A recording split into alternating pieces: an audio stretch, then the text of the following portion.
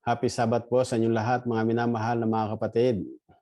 Welcome po kayong lahat dito sa ating Sabbath School program ng ating ikalawang pagsasama-sama or Second Virtual FAABBC Year-End Fellowship. Na bagaman po tayo ay hindi nagkasama-sama ng halos ay 2 taon na tayo hindi nagkakasama bilang association. Subalit nandito po, purihin natin ang ating Panginoon. Sa pamamagitan ng ganitong teknolohiya ay magkakasama-sama tayo na makikinig ng salita ng ating Panginoong Diyos. At bilang tema natin sa buong maghapon, Together We Will Go, nawa ito ang ating maging tema ng sama-sama tayo na hahayo sa gawain ng ating Panginoong Diyos. Challenge sa bawat isa sa atin sa darating na 2022, patuloy tayong makikisangkot sa gawain ng ating Panginoong Diyos. At maraming salamat sa mga kapatiran natin from Suri Filipino SDA Church na siyang nanguna sa atin sa ating Sabbath School. At ganyan din tayo ay magpapatuloy sa ating Sabbath School lesson sa ngayon at aking idinadalangin na naway ito'y maging pagpapala sa atin. Na samantalang ating alamin ang may kinalaman sa Deuteronomio sa bagong tipan. Subalit bago po tayo magpatuloy dito, tayo muna po ay humiling ng presensya ng ating Panginoong Diyos sa ating pag-aaral. Tayo po ay manalangin. Mapagmahal at dakila po naming Diyos, mambanal naming makapangyarihan sa lahat. Isang kagalakan muli sa bawat sa amin na kami ay magkasama-sama bilang association ng mga Pilipino dito sa British Columbia ng inyong iglesia na kami ay napapagbilang. Maraming salamat Panginoon na sa pangasiwa ng Banal na Espiritu. Patuloy na kami ay makikisanggot sa gawain na itinataguyod ng FAABBC at ganoon din sa gawaing inyong iniata sa bawat sa amin na sa aming tema, naway tulungan niyo kami na sama-sama kaming hahayo upang ipangaral ang inyong ebanghelyo. Mahal na Diyos, samantalang kami ay mag-aaral ng inyong salita sa ngayon, buksan ang aming puso't kaisipan sa pag-unawa ng inyong salita sa pangalan ng Panginoong Hesus. Amen. Gaya po ng aking nabanggit kanina, ang titulo po natin pag-aaralan sa buong isang linggong ito o yung ating re-reviewin ay may kinalaman sa ang Deuteronomio sa bagong tipan. At mapapansin po natin, katulad nung nakalipas na isang linggo, atin pong pinag-aralan yung sa banal na kasulatan sa lumang tipan ay nasulat. Sila, yung mga propeta rin doon ay sumipi ng mga sulat mula doon sa aklat ni Moises, lalo tigit sa aklat ng Deuteronomio. Ngayon naman po ay ating pag-aaralan sa bagong tipan, na kung ating titingnan dito sa banal na kasulatan sa bagong tipan ay mula Mateo hanggang Apokalipsis, yung mga taong ginamit ng ating Panginoong Diyos na mga nagsisulat nito, maraming mga sipi silang kinuha sa lumang tipan. At kahit mismo ang ating Panginoong Hesus sa kanyang ministeryo ay kanyang pinahalagahan ang sulat at babanggit lagi niya nasusulat. At ang kanyang tinutukoy dito ay walang iba kundi ang lumang tipan. At ganun din naman ang mga nakasulat dito sa aklat ng Deuteronomio. Halimbawa, katulad po ng binanggit ng ating Panginoong Hesus doon sa 2 alagad samantalang sila'y naglalakbay patungo ng Emmaus. Dito'y pinatunayan ng ating Panginoon sa kanila ang kahalagahan ng pagsasaliksik na ang sinasabi niya nasusulat, yung katuparan ng hula doon na ang sabi doon sa talata sa aklat ng Lucas 24:27, at magmula sa Moises at sa mga propeta ay ipinaliwanag niya sa kanila ang mga bagay tungkol sa kanya sa lahat ng mga kasulatan. So ito po ay isang pagpapatunay na kahit mismo ang ating Panginoong Hesus, siya ay nagsipi na kanyang kinuha ang mga siping ito doon sa kasulatan na patungkol. Ang sabi dito mula sa panahon ni Moises o ng mga propeta. Kung ating titingnan po ang background nito, papasok po ito doon sa pagpapaliwanag ng aklat ni Moises na mula Henesis hanggang Deuteronomio, at ganun din po ang mga sulat ng mga propeta. So ito'y pumapaloob po doon sa, kung tawagin natin ay Law and Prophets o yung Pentateuch and the Prophets. So dito po ay itinutuon sa atin na mahalaga na ating alamin ang mga bagay nito. Halimbawa po, kung ating papansinin sa araw ng linggo, at ito po ay nasulat din naman sa ating talatang sauluhin, ang pagkakasabi na ganito, nasusulat, hindi sa tinapay lamang mabubuhay ang tao, kundi sa bawat salitang lumalabas sa bibig ng Diyos. Mateo 4:4. Kung ating papansinin po dito mga kapatid, talagang pinatunayan ng ating Panginoong Hesus na sa kanyang pakikipag-usap sa Diablo, samantalang siya ay tinukso ng Diablo doon sa ilang, na binigyan niyang halaga ang salita ng Diyos at ganun din naman yung physical na sabi dito, tinapay. Na ang kanyang quote nito, quotation nito, makikita natin doon sa aklat ng Deuteronomio 8:3. Na kung ating papansinin po ang pagkakasabi doon, at ikaw ay pinapangumbaba niya at pinapagdamdam kaniya ng gutom at pinakain kaniya ng mana na hindi mo nakilala ni nakilala ang iyong mga magulang upang kanyang maipakita sa iyo na hindi lamang sa tinapay nabubuhay ang tao, kundi sa bawat bagay na nagmumula sa bibig ng Panginoon. Mapapansin po natin dito mga kapatid, yung sulat o yung mga words o mga salita ng ating Panginoong Hesus na kanyang sinipi ay yung nasa aklat ng Deuteronomio 8:3. Na hindi nga lamang naman nabubuhay ang tao doon sa tinapay, kundi sa bawat salita ng ating Panginoon. So kung ating titingnan yung physical at spiritual na napakahalagang bigyan natin ng pansin sa ating kalagayan sa ngayon, marahil tayo ay may kanya-kanyang mga pangangailangan. Pero huwag lamang po nating ituon yung ating isipan at pangangailangan doon sa mga physical na dapat nating kamtin, kundi sa pang-espiritual, sa salita ng ating Panginoong Diyos. Gaano po natin pinapahalagahan ang pag-aaral ng kanyang salita.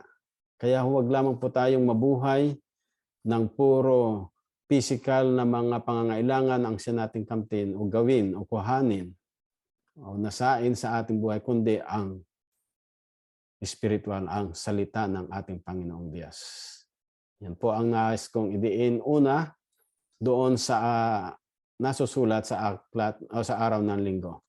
Pangalawa po na idinidiin dito ay yung sipi sa pangalawang tukso sa ating Panginoong Hesus. At ito rin naman po ay sinipin niya doon sa aklat ng Deuteronomio 6:16.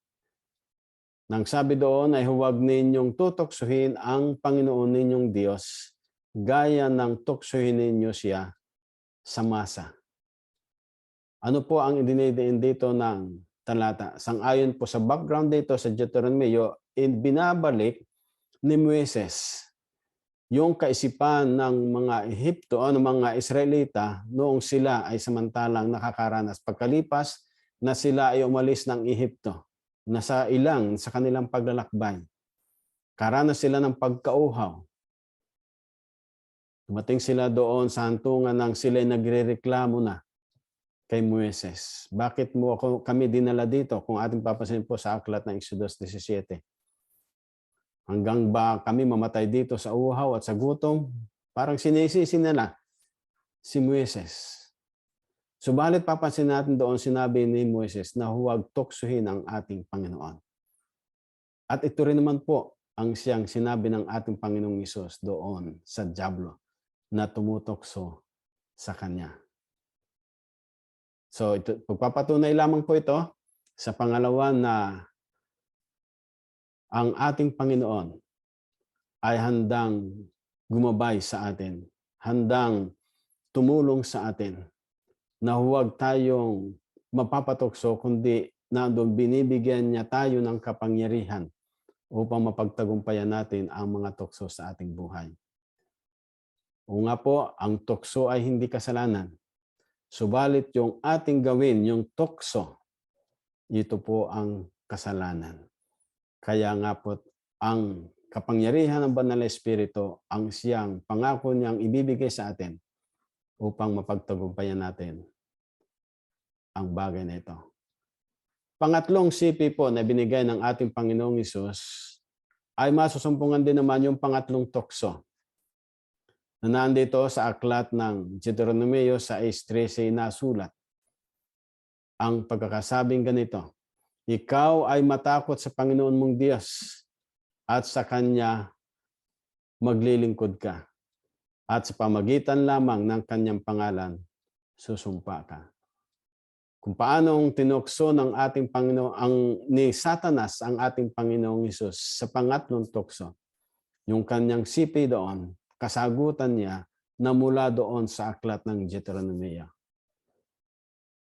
Nagpapahiwatig sa bawat sa atin mga minamahal na mga kaibigan at mga kapatid na nararapat na sa ating Panginoong Diyos lamang tayo maglilingkod. O nga po, maraming mga tukso sa atin, maaring ang ating magandang trabaho o kaya ay magandang income natin na sa pamamagitan to ay napapalayo naman tayo sa ating Panginoong Diyos. Ang panawagan po niya sa atin kung paanong ang ating Panginoong Hesus ay nagtagumpay sa mga tukso na ito. Dahilan sa siya ay nakatanggap ng kapangyarihan ng Banal na Espiritu. Ganon din tayo. Tumanggap tayo ng kapangyarihan ng Banal na Espiritu. Panghawakan natin itong matibay. Sapagkat sa pamagitan nito, tayo ay magtatagumpay. Mga minamahal na mga kaibigan, mga kapatid, sa mga sulat na ito na ating pag-aaralan sa buong isang linggo ng ating pagre-review. Dinidiin lamang po dito na sa bagong tipan sa mga ginamit ng ating Panginoon, mga taong nagsusulat. Anuman ang mga mensahe nila sa bawat sa atin, kuhanin natin ang mga mabubuting bagay na makapagbibigay kaluguran sa ating Panginoon at ganun din pampalago ng ating pananampalataya. Sa pagpapatuloy po ng ating pag-aaral, tayo po ay pangungunahan ng ating mga panelists dito. Ang susunod po sa akin ay si Pastor Benji Castardo. Didiscuss po niya ang araw ng Lunes. Brother Linson Pedernal sa araw ng Martes. Pastor Benji Arias sa araw ng Miyerkules. At ang Huwebes at ang kabuuan o summary, pangunahan tayo ni Pastor Leomar Macaraig. Ako'y umaasa at dumadalangin na naway maging pagpapala sa atin ang ating pag-aaralan sa ngayon. Atin pong ipagkaloob ang ating panahon sa susunod kay Pastor Benji Castardo.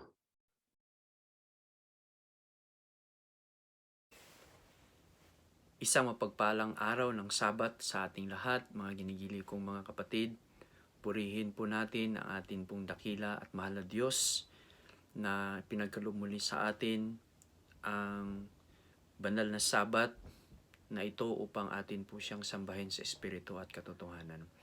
Sa oras na ito, akin pong ibahagi sa inyo at hayaan nyo po ang inyong pong lingkod, mga kapatid, na balikan ang ating leksyon. At ako po ay inatasan na magbahagi po sa inyo ng araw po ng Lunes. ito po ay December 13 o December 13 sa atin pong leksyon sa linggong ito.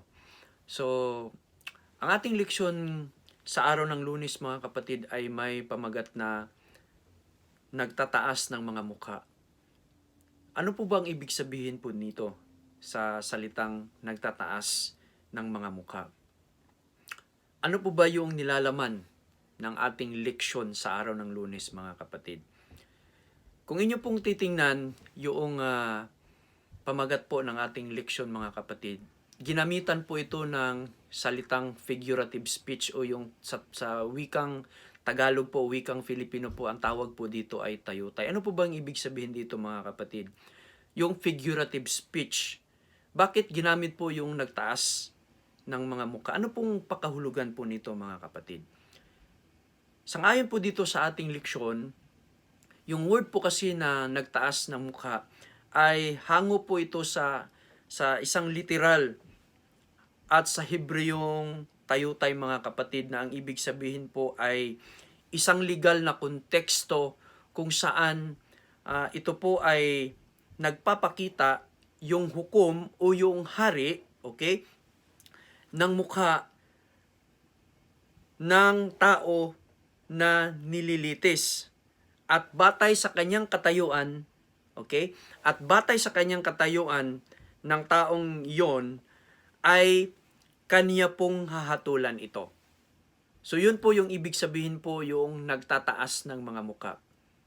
Kung atin pong babalikan yung Kabanata 10 ng Deuteronomio, mga ginigili kong mga kapatid, itong si Moises na pinili ng ating Diyos na pangangasiwaan ang bayan ng Israel, kaniya pong isinalaysay muli kung papaano ang atin pong mahal na Diyos pinangasiwaan, pinangunahan, binantayan, at ipinakita yung kaniyang katapatan sa bayan po ng Israel.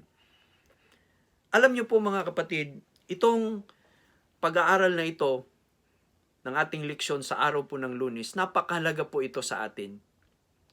Sapagkat ito po yung umuugnay sa pamamagitan ng ating Diyos, sa ating sarili at sa ating kapwa. Kung papaano po natin ipamalas sa ibang mga tao yung pag-ibig buhat sa Diyos at ipinakita at ipinamalas personal po sa atin. Sapagkat kung atin pong titingnan at pag-aralan ang ating leksyon, mga kapatid, sabi po kasi dito sa ating leksyon na yung Diyos na makapangyarihan sa lahat, kung papaano siya umiibig sa mga taga-ibang lupa. Kung atin pong babasahin ang aklat po ng Deuteronomio, Kapitulos 10, mga kapatid, o Kabanata 10, ang mga talatang 17 hanggang 19. Gusto ko pong basahin po ang mga talatang ito. Ang sabi po dito, sapagkat ang Panginoon ninyong Diyos ay siyang Diyos ng mga Diyos at Panginoon ng mga Panginoon. Siyang dakilang Diyos, siyang makapangyarihan at siyang kakilakilabot na hindi nagtatangi ng tao ni tumatanggap ng suhol. Talatang 18, kanyang hinahatulan ng matuwid ang ulila at babaeng bao at iniibig ang taga-ibang lupa na binibigyan niya ng pagkain at kasuotan. Talatang 19, ibigin nga ninyo ang taga-ibang lupa sapagkat kayo'y naging taga-ibang lupa sa lupain ng Ehipto. Ngayon, ang sabi ng ating Panginoong Diyos sa mga Israelita, dahil ipinamalas ko sa inyo, ipinakita ko sa inyo kung papaano ko kayo kinakalinga, minahal, at ako'y naging tapat sa inyo. Gayon din ang inyong gagawin sa mga taga-ibang lupa. Ibig sabihin, yung labas sa Israel, mga kapatid. Specifically, ang ating Panginoong Diyos, sabi niya, hindi niyo ba nakita kung papaano ko kayo minahal, kung papaano ko kayo pinoprotektahan, papaano ko kayo pinangiswaan nung kayo naging alipin hanggang sa kayo'y aking inilabas. Kaya kung papaano ninyo naramdaman yung pag-ibig at katapatan buhat sa akin, gayon din ang inyong ipapakita sa mga ibang mga tao. Mga kapatid, isang patunay bilang tayo po ay mga anak ng Diyos, aplikasyon po ito sa atin. Minsan sa ating mga sarili, hindi po natin nagagawa. Tama ho ba? Para bagang kahirap gawin. Minsan, para bang kahirap na gampanan po ang ganito pong ah, sitwasyon po sa ating buhay, mga kapatid. Minsan meron tayong pinipiling mga tao na mahalin natin. Minsan may pinipili tayong mga tao kung papaano natin sila pangangalagaan, pangangasiwaan. Di po ba? Tama ho ba bilang mga tao, mga kapatid? Pero hindi po pala yun ang turo ng Diyos, ang turo ng Biblia, mga kapatid. Malinaw po ang sabi ng ating Panginoon, ipakita natin sa mga taga-ibang lupa. Kahit po yung mga malayo na po sa atin, hindi na po natin kamag-anak, hindi natin pamilya, hindi natin kapatid. Kaya atin pong suriin yung ating mga sarili sapagkat bahagi po ito ng ating pamumuhay bilang mga Kristiyano, bilang mga Adventista, bilang mga tagasunod ng ating Panginoon. Sabi nga po dito sa mga sulat po ni Apostol Pablo, kung atin pong babalikan yung kaniya pong admonition, yung kaniya pong pagpapakita, pagpapahalaga sa kaniya pong mga kapatid, kung saan po siya mapupuntang iglesia, mga kapatid, sa iglesia ng Roma, sa iglesia ng Efeso, sa iglesia ng Colosas. Sabi ng banal na kasulatan, ang sulat ni Apostol Pablo, huwag magtangi ng mga tao. Okay, huwag tayong magtangi ng mga tao. Ang sabi ni Apostol Pablo, gayon din po sa atin, mga kapatid, huwag tayong magtangi ng tao. Huwag po nating piliin, okay, ito lang yung mamahalin ko, ikaw hindi ka mamahalin, hindi kita mamahalin. Hindi po, mga kapatid. Malinaw po ang sabi sa atin ng banal na kasulatan. Kaya nga, ang sabi po sa atin na tanging ang Diyos po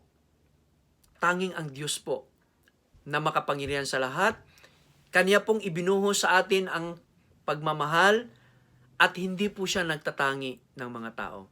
Diyos po natin, mga kapatid, alahanin natin, Diyos po natin na nasa langit, hindi po nagtatangi. How much more tayo? Tayo po ba ay nagtatangi o hindi? Nasa sa atin po yung kasagutan. Pero ang turo ng Biblia, ang turo po ng banal na kasulatan, malinaw po, huwag tayong magtangi.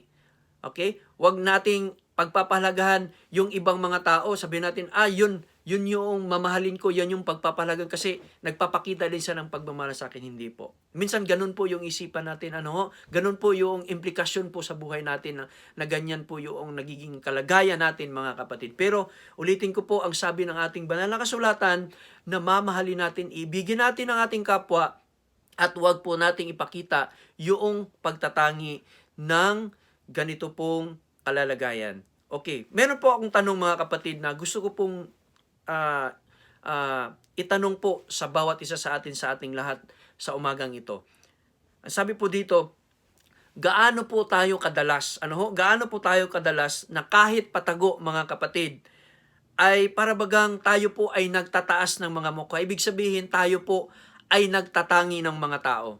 Alam niyo po, sa paanan ng ating mahal na Diyos, sa paanan ng cross, mga ginigilo, mga kapatid, tayo po ay pantay-pantay sa harap ng ating mahal na Diyos. So, ibig sabihin, ang sabi po sa atin dito, kung atin pong gawin ang mga bagay na ito, mga kapatid, na parabagang mayroon tayong pagtatangi, ito po ay kasuklam sa banal na harapan ng ating Panginoon Diyos. So, ulitin ko po, magpapakita tayo ng pagmamahal, pagkalinga, pagdadamayan, at atin pong ipakita na hindi tayo nagtatangi ng mga tao. Harinawa, ang leksyong ito, mga kapatid, ay magbigay sa atin ng daan upang atin pang matutunang mahalin ang ating kapwa. Higit sa lahat, atin pong ipakita na tanging ang Diyos lamang ang siyang atin pong pupurihin at sambahin at ipakita ang atin pong pagbubuhos ng pagmamahal. Ito po ang aking dalangin sa pangalan ng ating Panginoon. Marami pong salamat.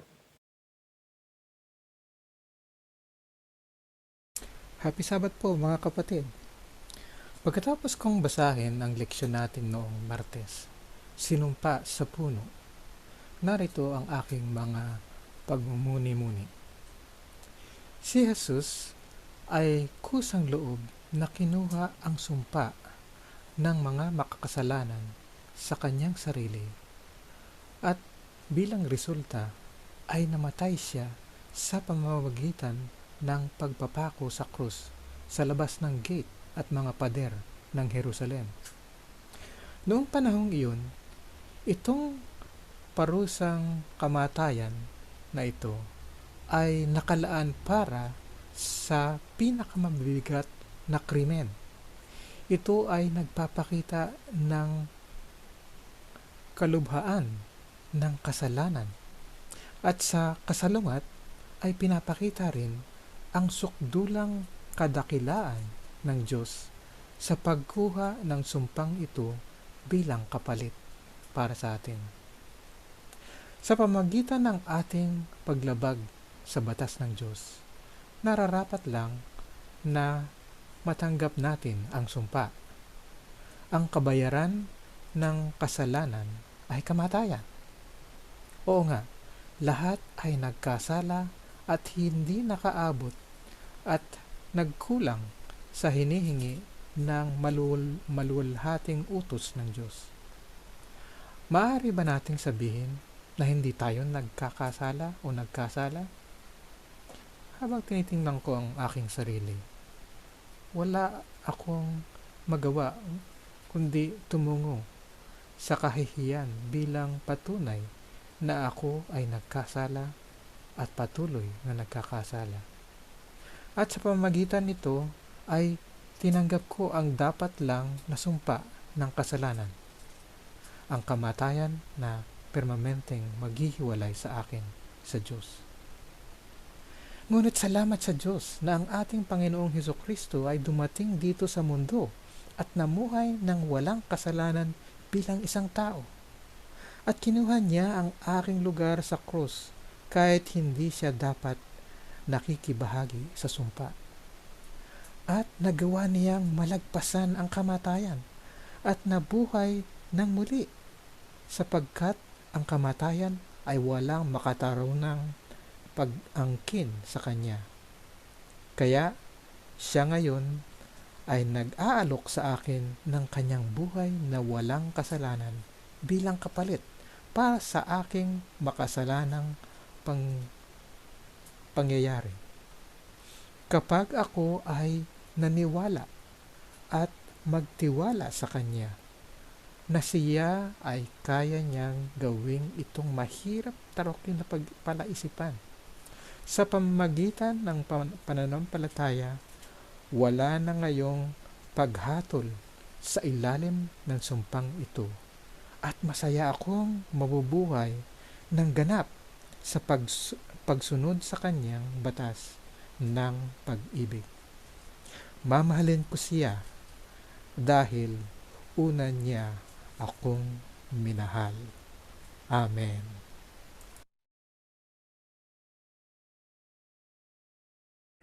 Magandang umaga po sa inyong lahat, mga minamahal kong mga kaibigan, mga kapatid. Happy Sabbath sa inyo. Ako po ay si Benji Arias. Ako po isang pastor sa PhilCan dito sa Victoria. Ang aking pong bahagi ngayong araw ng Sabbath na ito sa ating pag-aaral ng ating leksyon ay ibinigay po sa akin sa araw ng Miyerkules, December 15. Ang title po ay A Prophet Like Unto Thee, propeta na gaya sa iyo. Sabi po sa ating leksyon, sa palaging inuulit ng Panginoon sa kanyang bayang Israel at kanyang binibigyan ng babala na huwag sumunod at gumaya sa mga gawi na ginagawa ng mga karatig bansa. Bagkus, sila nawa ang magiging saksi doon sa mga bansang nakapaligid sa kanila. Ayon sa Deuteronomio, Kapitulo 4, talatang 6 hanggang 8, kung atin pong mababasa iyan, ang sabi po doon, pagmasdan ninyo ng maigi, na maipakita ninyo ang kaalaman at karunungan doon sa mga bansang nakikinig, doon sa lahat na alituntunin at masasabi na sa katotohanan itong bansang ito ay matatalino at magagaling na tao. Ang bayang Israel, mga kaibigan, mga kapatid, na pinili at mahal na bayan ng Diyos ay talagang may kakayanan sa kanilang mga sarili. Subalit, dahil sa hindi sila nakikinig sa mga payo ng Diyos at dahilan sa kanilang paglapastangan sa kautusan at pagsuway at ang patuloy na pagsasagawa ng mga bagay na hindi karapat-dapat sa harap ng Panginoon, sila po'y nabigyan ng hindi magandang adhikain sa kanilang buhay. Dahil sa pagsasamba ng mga Diyos-Diyosan at sa katigasan ng mga puso, ito po'y pinahintulutan ng Panginoon na maging alipin sila sa bayan ng Ehipto. Si Moses, nagbabala tungkol doon sa mga kinaugalian sa pagsamba sa Diyos-Diyosan dahil iyan ay hindi kalugod-lugod sa Panginoon. Ang sabi niya sa Deuteronomy, Kapitulo 18, talatang 13, nagsasabi na kailangan talagang walang bahid na madumi, kundi maging kalugod-lugod sa harap niya. Ito ang kanyang sinasabi palagi sa bayan ng Israel, sa mga tao doon, na huwag kayong tatalima sa mga Diyos-Diyosan dahil hindi yan karapat-dapat sa harap ng Panginoon. Sa pamagitan ng pakikipagtipan ng Panginoon sa bundok ng Sinai, si Moses po nagsasalita sa mga Israelita hinggil sa kautusan ng Diyos. Yan ay makikita natin sa Exodus 20, 18 hanggang 21. Yun po mga kaibigan, mga kapatid, ang mangyayari din sa atin kung hindi tayo makikinig sa Panginoong Diyos. Kung ating susuwayin ang kanyang mga utos, ang kahihinatnan po natin, mapapariwara po tayo. Mahihiwalay tayo sa kanya. Ito ang malaking leksyon sa bayan ng Israel. Ang mga tao hindi nakinig sa utos o payo ng Panginoon. Kaya si Moses, sinugo ng Panginoon. Siya po ay isang tao na mabait, maamo, at masunurin. Siya po ay isang kinatawan ng Panginoon para magsilbing tagapagtanggol at tagapamagitan ng mga Israelita. At para din po siya ang magsilbing tagapagsalita ng Diyos sa kanyang bayan. Kaya ayon sa ating leksyon, mga kaibigan, mga kapatid, magtatatag siya ng isang propeta na gaya kay Moses. At ito na si Moses. Para siya ang tagapamagitan o tagapagsalita sa mga tao para ipakilala ang Panginoong Diyos. Yun po ang ating leksyon sa araw ng Miyerkules. Maraming salamat po at happy Sabbath sa inyong lahat. Blessings to all of you. Magandang umaga po sa inyong lahat at ating pong ipagpapatuloy ang ating ginagawang pag-aaral sa ating leksyon at nais ko pong dalhin sa inyo ang araw ng Huwebes at ating pong babasahin sa banal na kasulatan kung ano po ang sinasabi dito sa aklat ng Hebreo Kapitulo 10 mga talatang 28 hanggang 31. At ito po ang ating mababasa ng Hebreo 10, 28 hanggang 31.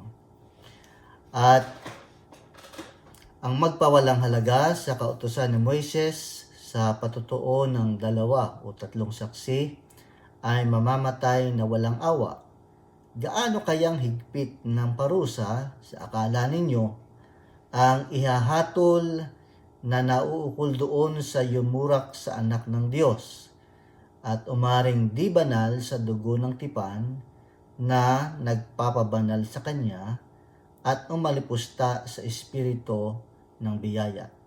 Sapagkat ating nakikilala yaong nagsabi, akin ang paghihiganti, ako ang gaganti at muli huhukuman ng Panginoon ang kanyang bayan. Kakilakilabot na bagay ang mahulog sa mga kamay ng Diyos. Dito po ay ipinapakilala sa atin na kung ipawalang halaga yung sinasabing kautusan ni Moises sa patutuo ng 2 o 3 saksi, mamamatay ng walang awa. Inihalin tulad naman sa talatang 29, gaano kayang higpit na parusa sa akala ninyo ang ihahatol na nauukol doon sa yumurak sa anak ng Diyos at umaring di banal sa dugo ng tipan at umalipusta sa espiritu ng biyaya. Ang sagot po ng talatang 31, kakilakilabot daw po na bagay ang mahulog sa mga kamay ng Diyos na buhay. Kaya doon po sa ating leksyon sa araw ng Huwebes, ipinapakilala dito yung kahalagahan ng Lumang Tipan, yung mga kasulatan sa Lumang Tipan, kasama na dito yung kautusan ni Moises. At atin din pong mababasa na sinabi sa atin, kung yun ika ay may kaparusahan, ay lalong higit pa ika yung yumurak doon sa anak ng Diyos, saka sa dugo ng tipan at umalipusta sa espiritu ng biyaya, lalong higit na mayroong kaparusahan ito kung ito'y ating hindi tatalimahin, okay, ng mga mananampalataya. At mayroon pong sinasabi rin sa ating leksyon na hahatulan ng Diyos ang kanyang bayan. Alin naman po kaya ang ating pag-asa doon sa paghahatol? Una, nais ko pong parating ito sa inyo, doon po sa nagpapatuloy sa pananampalataya, meron po tayong pag-asa. At ito po ay nais kong basahin una kung bakit ito po ay nabanggit dito sa aklat ng Hebreo. Atin pong tingnan ng Hebreo sa kapitulo 3. Okay, kung inyo pong titingnan ang inyong banal na kasulatan, mayroon pong paghahalin tulad muli na ginawa dito sa kapitulo 3 na sinasabi na itong si Moises sa talatang 3, sapagkat siya ay inaring may karapatan sa lalong paluhatian kaysa Moises, palibhasay may lalong karangalan kaysa bahay yaong nagtayo ng bahay. Sapagkat ang bawat bahay ay may nagtayo, datapwat ang nagtayo ng lahat ng mga bagay ay ang Diyos. Talatang 5, at sa katotohanan si Moises ay tapat sa buong sambahayan niya, gaya ng lingkod, na pinakapatotoo sa mga bagay na sasabihin pagkatapos, datapwat si Kristo, gaya ng anak, ay puno sa bahay niya, na ang bahay niya ay tayo. Sino daw po ang bahay niya? Tayo. Kung ating ingatang matibay ang ating pagkatiwala at pagmamapuri sa pag-asa natin hanggang sa katapusan. So tayo daw po ay bahay niya kung ating iingatang matibay ang ating pagkakatiwala at pagmamapuri sa pag-asa hanggang sa katapusan. Nais ko pong idiin yung salitang hanggang sa katapusan sapagkat mamaya po ay ating mapapansin yung pong mga hindi nagpapatuloy ay hindi po makakatanggap ng pagkakatiwala, okay, at pagmumupuri sa pag-asa sapagkat itinakwil nga nila ang Diyos. So si Kristo daw po ay tapat, okay, gaya ng anak sa bahay niya at tayo yung bahay niya. Ganito rin po ang binabanggit sa Kapitulo 3, talatang 14, sapagkat tayo'y nagiging kabahagi ni Kristo kung ating iniingatang matibay ang pasimula ng ating pagkakatiwala hanggang sa katapusan. Dito rin po sa Kapitulo 5, talatang 9, mayroon po tayong kaligtasan sapagkat ang sabi rito, nang siya'y mapaging sakdal, ay siya ang gumawa ng walang hanggang kaligtasan sa lahat ng mga nagsisitalima sa Kanya. Yung pong mga nagpapatuloy, si Kristo po ay nagtatapat sa kanila. At si Kristo rin, ang sinasabi sa Kapitulo 5, talatang 9, ang gumawa ng walang hanggang kaligtasan sa mga nagsisitalima sa Kanya. Ngayon, kung atin pong ibabalik doon sa Kapitulo 10, ito po ay ating mababasa talatang 21, at yamang may isang dakilang saserdote na pangulo sa bahay ng Diyos. Ngayon, ang tanong po sa ating binasa kanina, sino nga po yung bahay ng Diyos? Tayo ang bahay ng Diyos. Sa bahay ng Diyos, meron pong dakilang saserdote. Wala pong iba, kundi ang ating Panginoong Hesukristo. Sa talatang 23, na ating ingatang matibay ang pagkakilala ng ating pag-asa upang huwag mag-alilangan sapagkat tapat ang nangako. Sino po ba ang tapat sa bahay ng Diyos? Si Kristo. Sino ang tapat na saserdote sa bahay ng Diyos? Si Kristo. So dahil siya ay tapat, ipinapaalala po sa atin sapagkat ang mensahe po ng Hebreo ay exhortation sa mga mananampalataya. Ang sabi po ng 23 ay ingatang matibay natin ang pagkakakilala ng ating pag-asa. Bakit kailangan ingatan? Sangayon po sa talata, upang huwag mag-alinlangan sapagkat tapat ang nangako. Kaya sa talatang 35, huwag nga ninyong itakwil ang inyong pagkakatiwala na may dakilang gantimpala. Ngayon, ay nais kong buodin yung mga binasa po natin. Ang Diyos, ang sabi ng talata ay kung mayroong kaparusahan doon sa mga nagtatakwil sa kautusan ni Moises, ay lalong higit pa kaya kung kanilang itakwil ang sinasabi ng Biblia sa ating binasa kanina, yung yumurak sa anak ng Diyos at umaring dibanan sa tipan, sa dugo ng tipan, at umalipusta sa espiritu ng biyaya. Lalong higit na may kaparusahan ito. Pero ang sabi ng Biblia ay huwag nating itatakwil yung ating pagkakatiwala. Una, tapat ang nangako si Kristo, at dahil tayo ang bahay ng Diyos, mayroong dakilang saserdote sa bahay ng Diyos. At yung dakilang saserdoteng ito ay tapat sa atin. So dapat ay huwag nating itatakwil.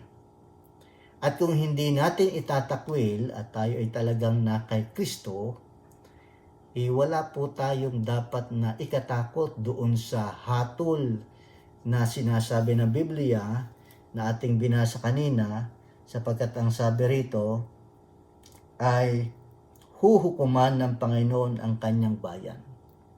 Bakit tayo ay mayroong katiyakan? Una, sapagkat hindi natin itinatakwil. Pangalawa, tayo po ay nagsisitalima sa Kanya. Ang pangatlo ay narito po sa sinasabi rin ng ating leksyon sa Aklat ng Roma, Kapitulo 8, simula po dito sa talatang 1. Ngayon ngay walang anumang hatol sa mga na kay Kristo Jesus. Sino daw po yung mga walang hatol? Yung na kay Kristo Jesus. At kapag ka atin pong titingnan, yung pong New King James Version, at nais ko pong liwanagin lamang ito pong Biblia natin, lagi nilang sinasabi, King James Version, yung Tagalog. Mali po yun, hindi po ito King James Version. Ito po ay hango sa American Standard Version, 1905. Itong ating Tagalog. Okay? Kasi pagka inyo pong tiningnan, yung Tagalog na yan, sa King James, putol po yung Tagalog na yan sa King James po, meron pong kasunod yan Ganito po ang ating mababasa sa 8 ng Roma. There is therefore now no condemnation to those who are in Christ. Yung pong Tagalog doon nagtapos. Pero po dito sa New King James, ganito po ang sunod. Who do not walk according to the flesh, but according to the Spirit. So, sino po ang mga walang anumang hatol na kay Kristo? Ang sagot po ng Biblia, walang anumang hatol ang kay Kristo. Sino ito? Ito pong hindi lumalakad sa laman, kundi lumalakad ayon sa Espiritu. Sila ang walang anumang hatol. Bakit walang anumang hatol? Sapagkat hindi nila itinatakwil yung pagkakatiwala nila na may pag-asa. So, meron bang nakakatakot na bagay sa isang Kristiyano kung siya ay nagtatapat? Walang nakakatakot na bagay. Merong nakakatakot na bagay kung itinakwil niya yung kanyang pagkakatiwala. Doon, meron pong kaparusahan. Kagaya ng ibinigay na halimbawa sa aklat ni Moises, kung kanilang itinakwil, may kaparusahan. Yung kanilang pagkakatiwala at niyuyurakan nilang anak ng Diyos at inaaring di banal ang dugo ng tipan at kanilang ginigrieve ang Holy Spirit, ay meron pong kaparusahan ito na sinasabi sa ating leksyon. Kaya mga kapatid, yung pong exhortation ng Hebreo Kapitulo 10, dapat po ay maging maliwanag sa atin ang bagay na sinasabi sa atin. Kaya ang sabi ng 10 talatang 35, nais ko pong basahin yung Bibliang Tagalog. Uli, huwag nga ninyong itakwil ang inyong pagkakatiwala na may dakilang gantimpala. Huwag po nating itatakwil ang mga bagay na ito. Sapagkat kapag ating itinakwil, mayroon pong kakilakilabot, ika nga ng Biblia, ang mahulog sa kamay ng Diyos. Kaya ito po yung ating leksyon sa Thursday at ang summary po ng ating leksyon. Ang lahat ng mga kasulatang ito, kasama na ang lumang tipan, lalo na sapagkat karamihan nga po ay ginagamit ng mga apostol ang lumang tipan.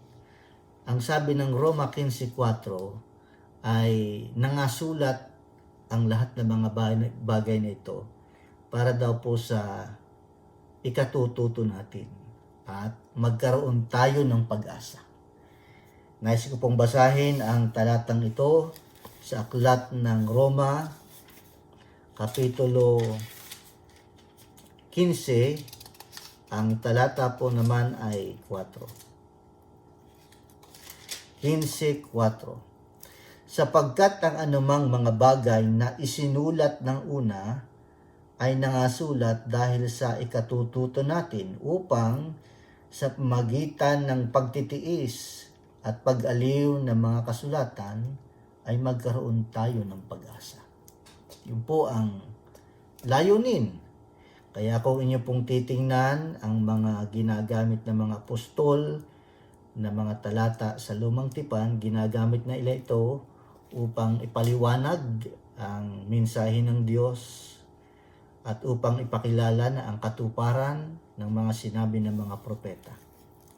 Kaya masasabi po rin natin sa aklat ng ikalawang Timoteo, Kapitulo 3, ang talata po ay 16, binanggit din po dyan na ika ay ang lahat ng mga kasulatan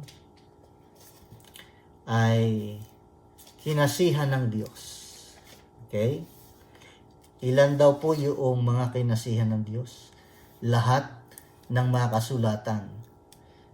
Yung kinasihan ng Diyos ay mapapakinabangan sa pagtuturo, sa pagsansala, sa pagsaway, sa ikatututo na nasa katwiran. Kaya kung papaanong ang mga apostol ay ginamit ang banal na kasulatan, ganun din naman ang ating Panginoong Hesukristo, ginamit din ang banal na kasulatan sapagkat ito daw po ay pwedeng gamitin o magagamit ika sa pagtuturo sapagkat nga kinasihan ito ng Diyos. Ang huling talata ay nasa aklat ng Lucas 24, talatang 27 at 44. Atin pong tingnan ang talatang ito sa Lucas Kapitulo 24, talatang 27 at 44.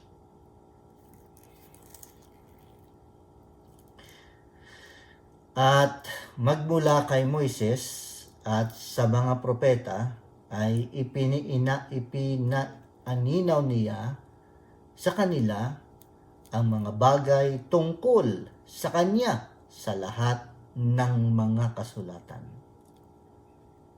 44. At sinabi niya sa kanila, ito ang mga salitang sinabi ko sa inyo nang ako'y sumasa inyo pa na kinakailangang matupad ang lahat ng mga bagay na nangasusulat tungkol sa akin sa kautusan ni Moises at sa mga propeta at sa mga awit. Kaya atin pong masasabi na yung paggamit ng mga apostol at ng Panginoong Hesukristo sa mga kasulatan sa Lumang Tipan ay ginagamit nila ito doon sa ating binasa upang ipakilala ang layunin ng Diyos doon sa Lucas 24 na ating binasa, upang ipaunawa na si Kristo ang Mesiyas, na mga bagay na sinasabi sa Lumang Tipan ay natupad sa Kanya. Sapagkat, ika nga ng ating binasa, kasi nga ito po ay kinasihan ng Diyos at ito'y nakapagbibigay ng pag-asa sa atin. So sa ating kapanahunan, doon sa ating leksyon, yung kakilakilabot na bagay ay kakilakilabot na bagay kung ating itatakwil yung ating pagkakatiwala. Wala pong kakilakilabot na bagay sa mga handa at nagpapatuloy sa pananampalataya. Bakit? Dahil tayo ay na kay Kristo, hindi tayo lumalakad sa laman, kundi lumalakad tayo sa Espiritu, at ating ipinagpapatuloy hanggang sa wakas ang ating pong pag-asa. Marami pong salamat at pagpalain po kayo ng ating Panginoong Diyos. Maraming salamat sa inyo mga minamahal na mga kapatid sa inyong pagdidiscuss ng ating lesson sa buong nakalipas na isang linggo. At ako'y umaasa mga kapatid na naandito sa Facebook Live, sa YouTube o sa Zoom, naging biyaya at pagpapala sa atin ang ating mga narinig at napag-aralan. Bago po tayo lubos sa magtapos sa ating Sabbath School program, tayo muna po ay sumandaling imuko sa ating panalangin. Kagalang-galang at mapagmahal po naming Diyos, ang banal namin makapangyarihan sa lahat. Maraming salamat po Panginoon sa butil ng katotohanan na aming napag-aralan sa ngayon. Maraming salamat sa inyong pagpatnubay sa aming mga panelist na kanilang naibigay ang mga mahalagang aral at puntos na inyong ninanais na malaman ng inyong bayan. Aking dalangin, mahal na Diyos, sa bawat isang nagsisipakinig o nakapakinig ng inyong salita, patuloy na mamuhay sila o mamuhay ang bawat isa sa amin na sa pagtatapat sa inyo at habang mayroon pang panahon, sang-ayon sa aming tema, kami ay patuloy na sama-samang hahayo sa paglalaganap ng inyong banal na gawain upang marami pang mga kaluluwa ang mailigtas at mahanda sa inyong pagdating. Maraming salamat, mahal na Diyos, sa mga biyaya at pagpapala na aming tinanggap sa inyo at sa patuloy na inyong paggabay sa aming patuloy na programa sa second service na ito po ang aming hinihiling at pinapasalamatan sa pangalan ng aming Panginoong Hesus. Amen. Maraming salamat po sa inyong lahat ng mga participants ng ating Sabbath School program. At ako'y dumadalangin ito'y naging pagpapala sa bawat isa. Sa susunod po, bibigyan po natin ng pagkakataon ang ating ikalawang serbisyo, ang oras ng pagsamba, sa susunod na link na ating i-click o ating matatanggap. Pagpalain tayo ng ating Panginoon. Happy Sabbath pong muli sa inyong lahat.